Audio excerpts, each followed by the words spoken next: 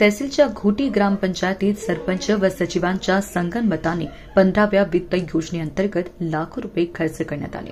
साहित्य खरेदी घोटाळ्याचा आरोप ग्रामपान घोटीच्या सदस्यांनी केला असून चौकशीची मागणी केली आहे।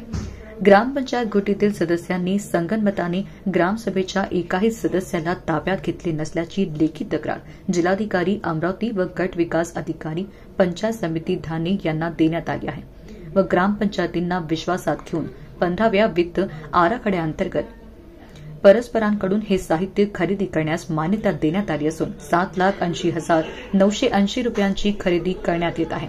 या वस्तूंच्या खरेदीत मोठ्या प्रमाणात अनियमितता झाल्याची तक्रार करून सदस्यांनी जिल्हाधिकाऱ्यांकडे कर थकबाकीदारांवर कडक कार्यवाही करण्याची मागणी केली आहे। महाराष्ट्र टुडे मराठीसाठी ब्युरो रिपोर्ट विक्रम डोके, धारणी, अमरावती। आजच महाराष्ट्र टुडे 24 न्यूजला सबस्क्राईब करा आणि सत्य परिस्थितीचा सविस्तर आढावा पहा।